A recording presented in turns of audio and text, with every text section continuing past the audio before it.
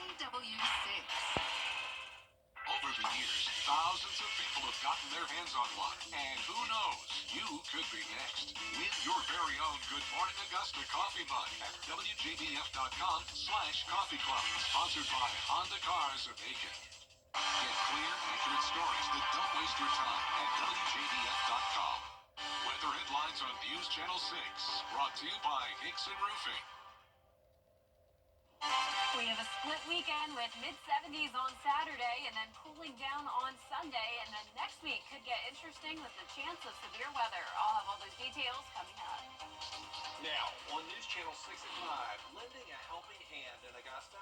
How a local ministry is working to provide an essential service to the homeless. As your News at 5 starts now. Live from Television Park, this is WJBF News Channel 6 at 5. Good evening, everybody. I'm Brad Bean. And I'm Jenny Montgomery. Thank you for joining us. Coverage you can count on begins with Augusta's Homeless Task Force taking steps to help those in need. They've installed mailboxes to help unhoused people get their important documents in order. Something that could make a big difference. Graham Lee is live in downtown Augusta now with the story. Graham? Well, Brad, this project has been a few years in the making, and it's part of the effort from GAT Ministries to remove barriers that stand in the way of getting people on their feet. As organizations like GAT Ministries continue to battle homelessness, Executive Director Nomi Stanton says it starts with what unhoused people need. One of the very first things that people get asked is to put their address down on an application. If you don't have an address, it's almost impossible to kind of move forward and stay unstuck. That's why they've installed 50 mailboxes in a cluster at the building on Green Street. The mailboxes will be used for case managers working with unhoused people or those in transition. So maybe they're staying with friends while they get on their feet, or maybe they've just paid their last month's rent, they need to save money, and so they are in limbo in some way, or they're staying in one of the hotels because they lost their home during Helene, which is also something that we have seen. This allows you to still maintain your independence. City leaders supporting the move say it's a critical step to help the homeless get essential resources to thrive. If you're trying to get an ID or you're trying to get a birth certificate or any critical document, you can't get that without a physical address. And there are so many people in our community who need those resources but don't have access to an address to receive them. And so just the fact that this resource is actually getting ready to happen for so many people in our community is just overwhelming for me. The task force says it's also about getting down to their level to meet their needs. We have enough food to feed all our homeless people. We have enough beds to house all our homeless people. They just don't have relationships. So poverty is a lack of relationships with people. We hope that this is an opportunity to build relationships with people all throughout our city to be connected in a lot of different ways. So the Augusta Homeless Task Force will join other agencies soon to officially unveil these mailboxes. A ceremony is set for March 11th. Live in Augusta, Graham Lee, WJBF. News Channel 6. It's time now for a first check of the weather. Our chief meteorologist, Jenna Petracci, joining us now on a very windy day. It is. So another warm day, but definitely different than the past few days. We had very light winds both yesterday and on Tuesday. So those winds are definitely very strong. And we also have more cloud cover than the previous couple of days. Right now on our Terry Lambert Hyundai Skyview cam, we're not seeing much sunshine. And our temperatures are very close to 80 degrees, though. Augusta at 78 for the second day in a row. Allendale at 79, 78 in Millen, 76 in Louisville, Aiken and Gibson at 75. So that's some of our cooler spots towards the north. Lincolnton at 74 and Washington at 72. But everyone well into the 70s, and dew points still remain low today. We're sitting in the 40s, so we still have a lot of dry air, so that's why we're not seeing much rain today. Winds are coming out of the southwest, 16 miles per hour sustained in Augusta, 17 in Evans, 13 in Aiken, and we're seeing occasional gusts up to around 30 miles per hour. Right now, gusting up to 29 in Augusta, 24 in Waynesboro, 25 in Millen. The winds will stay breezy the rest of tonight. We have a lake wind advisory in effect for the entire CSRA, and that will expire for some places around 7 p.m., other places around 10 p.m. Our satellite and radar is showing one line of showers, and notice even one lightning strike there now in Taliaferro County. So as I mentioned yesterday, even though we don't have a moisture around. With the warm air, we could have one or two isolated storms this evening. So overall, very low chance of rain as this cold front pushes through. And behind it, we already have the clearing skies happening. So the rest of tonight, starting out mostly cloudy, but becoming mostly clear as temperatures fall down to the upper 50s. And looking ahead, you can see lots of sunshine in the forecast as we head into the weekend. And temperatures all over the place. Low 70s Friday, mid 70s Saturday, and then we're actually dropping into the upper 50s by Sunday. I'll have a look at the next 10 days coming up, but back to you. 2 people are behind bars in connection with a 2022 murder in Johnston. On February 14th of this year, investigators arrested Bernard Chen and Kiona Butler in connection to the murder of Derek Coleman. It happened in November of 2022. Coleman's body was found in a manhole on Sandra Drive in Johnston. He'd been shot in the head. Chen is charged with murder and removal of human remains. Butler's charged with accessory to murder after the fact. One person is dead after a crash in Aiken County. It happened Saturday at the intersection of Pine Log and Piney Heights roads. Investigators say 76-year-old Paul Morse crashed into a vehicle that was turning onto Piney Heights. Morse was taken to the hospital, pronounced dead on Wednesday. The Highway Patrol is investigating. While Wildwood Park campgrounds and boating docks are now open to the public, some activities are still closed for the foreseeable future.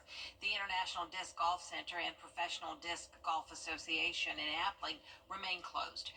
The head of the PDGA says the course was close to reopening after a pine beetle infestation last fall. Then Hurricane Helene hit. So we went through a whole process of getting that taken care of, trees being removed, taken off the course. In fact, the staff here was just weeks away from opening up a couple of the courses for the public to start playing again after the pine beetle issue. And then Hurricane Helene came, and no one saw that coming. And yeah, it's devastated the course. You know, on a wooded course like this, which the Southeast is known for in disc golf, the trees play a big role in where you have to throw your shots. Debris and damage have kept crews busy at the park for the past few months, and staff says that they can use all the help they can get. If you'd like to pitch in, visit WJBF.com. A demand for answers results in a sit-in at a local congressman's office. Take a look. More than You know the price of eggs is impacting grocery shoppers and restaurants, but have you considered all the eggs bakeries use? Isabella Moody looks at how that next cake you order could cost you more. Local bakeries have seen an increase in egg prices from their vendors, but they hope this issue will be resolved soon. Our vendors are telling us that they're hoping that the problem will be taken care of by June or July, so we're just going to go with it. A Piece of Cake Bakery has been serving the community for many years. They are well known for their egg cakes for Easter. They haven't had to raise their prices yet, being able to get by with liquid eggs, which prices only raised somewhat. But their vendors' shell egg prices have increased 300%. It's funny that right when there's now a shortage of actual real eggs, we're getting ready to present over 20,000.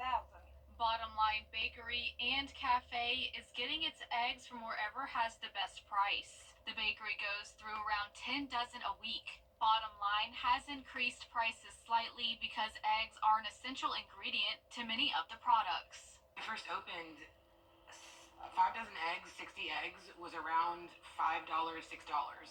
And over the last couple of months, it's fluctuated. Over the last year, it's fluctuated. Right now, 5 dozen eggs, even just at your local Walmart or Kroger, is almost $30. Baby Cakes Cafe has had to adjust its menu along with raising prices a little. But the owner is trying to keep prices of their sweets reasonable. Eggs are pretty much a staple here, pretty much at any bakery, no matter what the item is. So it's definitely affected us, being that there are actually some items that we're not offering right now. The Trump administration has said it has a $1 billion plan to help U.S. farmers combat bird flu in chickens. And the USDA saying it will eliminate regulations that raise the cost of eggs, hoping to bring the price of eggs down over time. Bakers say they hope customers will continue to support local small businesses during the increase in prices. In Evans, Isabella Moody, WJBF News Channel 6. An iconic old home in McDuffie County needs a little TLC. It's on the Georgia Trust for Historic Preservation's annual Places in Peril list. Kim Vickers shows us its history. The Rock House in Thompson is a significant piece of history in Georgia. Over the centuries, it's fallen into disrepair because of neglect and vandalism. Now it needs your help. The Rock House was built by Thomas Ansley after he got a large land grant for his war efforts during the American Revolution. It's one of the oldest houses still standing in Georgia. It's the only stone house left in the state with its original floor plan intact, making it historically significant. The Places in Peril program offers a path to restore the building. Windsor Smith, a descendant of Ansley, says she hopes that someday the Rock House will be a historical outreach to the community. I would like maybe some tour guides there, maybe, because I'm a junior ranger, a whole bunch of parks, and we have a whole lot of kids in Thompson who would be ecstatic to do something like this. So I think that we can maybe have a junior ranger certification program. As of right now, the city only has about $750,000 to work on the Rock House, but it's safe to say it will be costly to bring this historic home back. In Thompson, Kim Vickers, WJBF News Channel 6. Coming up, cracking down on drug dealers in South Carolina. How a new law would hold traffickers accountable next. And we're ending February with nice weather, and then the first weekend of March we have split temperatures, a warm Saturday, a cooler Sunday, and then next week we could have a chance of severe weather. I'll break down all the details in the next few minutes. This Sunday. A bill passed in the South Carolina Senate would hold dealers accountable for fentanyl overdoses. Caroline Yaffa now with a look at the repercussions they could face. The Senate unanimously passed the fentanyl-induced homicide bill with no hesitation. All those in favor, please say aye. Any opposed? Ayes have it. The Senate bill would mean homicide charges could be filed against anyone who knowingly provides fentanyl, which leads to a death. If convicted, the person could be sentenced to a maximum of 30 years in prison. The bill passed in the Senate last session, but never made it through the House. Senator Brian Adams believes the bill would give family members who have lost a loved one to fentanyl a sense of closure. Representative Seth Rose is a member of the Criminal Law Subcommittee. He supports targeting dealers, but believes there could be confusion with the wording of the bill. It causes the death. There's no questions. That needs to be addressed. And so I think the language needs to be tightened, and we need to actually focus and be very thoughtful on what we are trying to stop and punish. We already have laws in place for trafficking, dealing, possession with intent to distribute, and all that. We just didn't have the piece in place to go after them if somebody died from the drugs that they sold them. So this would give them that extra tool. There's another bill in the Senate called the Drug-Induced Homicide Bill, which discusses all drugs. The bill has been put on hold in the Senate. In Columbia, I'm Caroline Yaffa.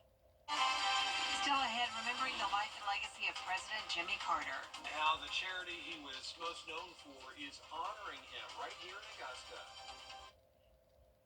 Weather headlines on WJBF News Channel 6. Brought to you by Hickson Roofing. If your roof needs fixing, call Mr. Hickson. For the best deals on pre-owned vehicles around, baby, you gotta go to the Milton Rubens Superstore. We've got you covered, baby. They got all your favorite brands, all in one convenient location. Park once and shop over 500 pre-owned vehicles in stock. And on sale now, baby. Some priced as low as $10K.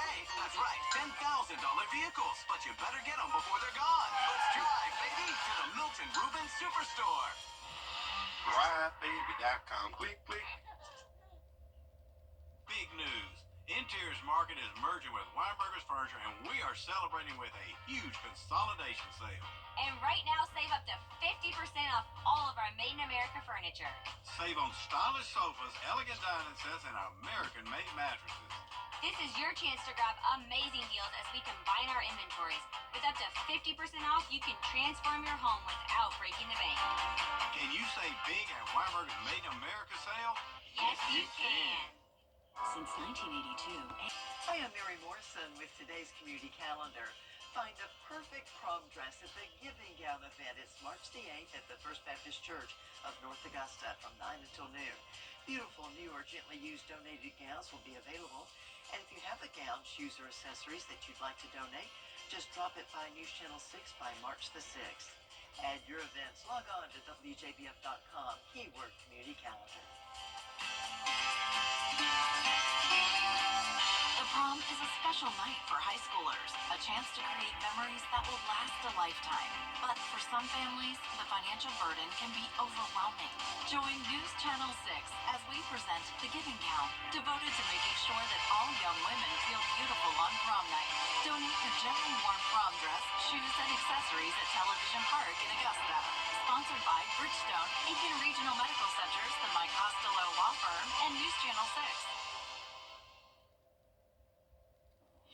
Now, your most accurate forecast with WJBF Live 5/6. Welcome back. We have one lone storm impacting Tolliver County and now moving into Warren County, and a few light showers possible stretching from around the lake up towards Saluda County. But overall, we're mostly dry. But this is a mighty storm. It just moved through Crawfordville and is now passing into Warren County. There's Norwood. 3 lightning strikes within this tiny little cell there. And other than that, we're dry. We actually have so much dry air in place that we still have those controlled burns going on, so you can tell it's hazy outside.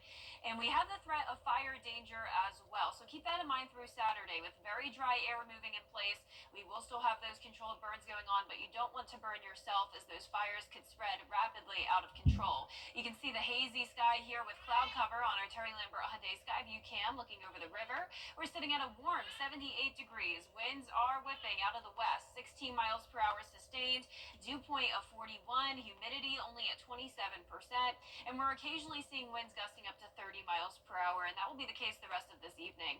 Around the CSRA, we're seeing low 70s towards the north, 72 in Washington, 74 in Gibson. Sylvania, you're at a warm 78, 79 in Allendale. We did have a couple spots make it to 80 degrees today. So here is the cold front. Behind it, we have high pressure taking over, so it's possible we could see a few more isolated showers the rest of this evening, and that one storm continuing to travel through the CSRA.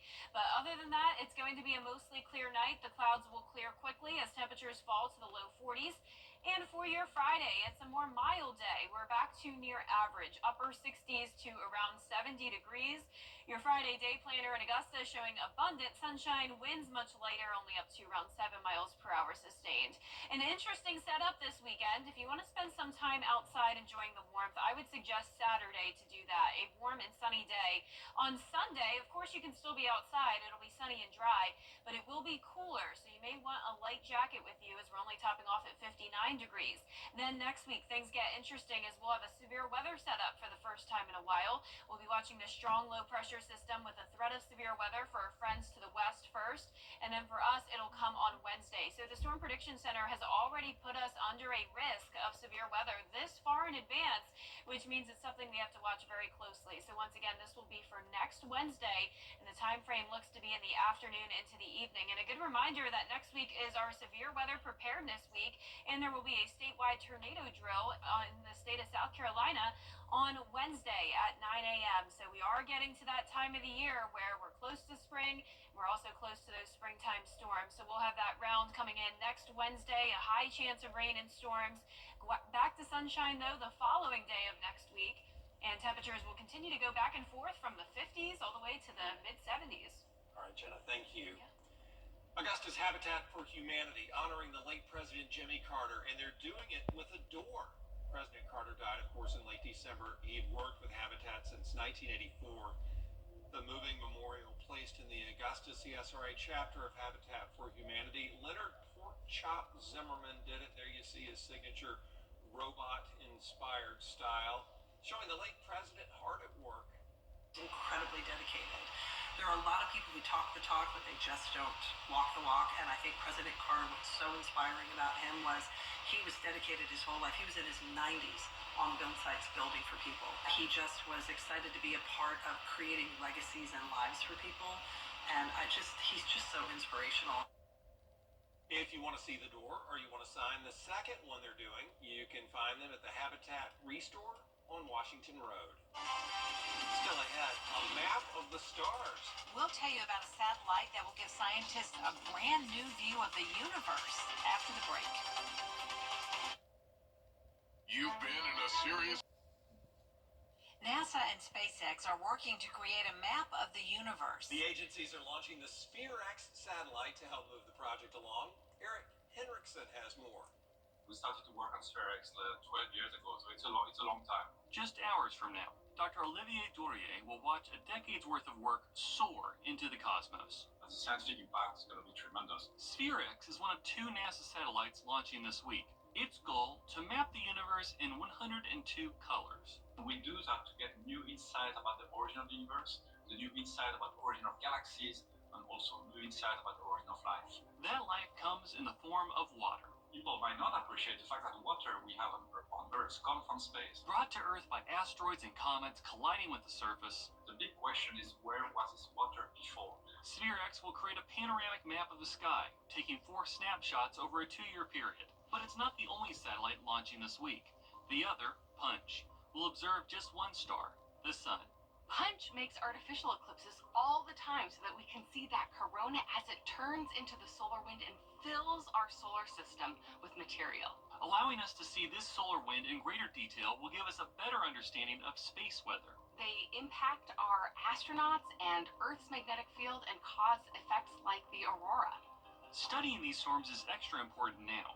The sun is currently in a period of peak activity where storms are more likely. We'll be able to tell if they're coming towards the Earth or going away from the Earth or in some other direction in the solar system. Punch is in actuality 4 smaller satellites, each the size of a suitcase, while the larger SphereX is shaped like a cone. Both Punch and SphereX are exploring the big picture. SphereX is exploring the big picture of the cosmos, and Punch is exploring the big picture of the sun and how it fills our solar system.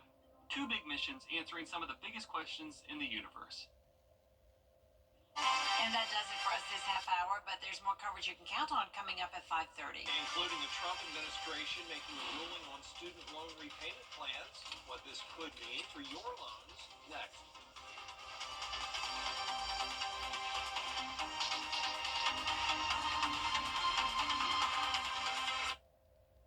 The prices are rolled back and the savings